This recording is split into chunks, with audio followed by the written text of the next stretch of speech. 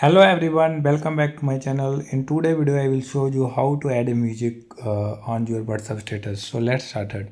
First of all, just click on WhatsApp, then go to the updates, click on add status, select any picture you want to put on your status.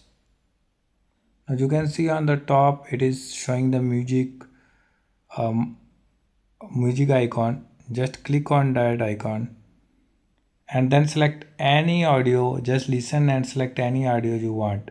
Make sure your WhatsApp is updated and it is not the old version. So after that, just click the the audio you want, select it.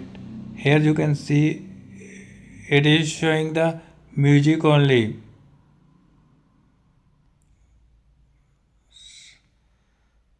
So then click this.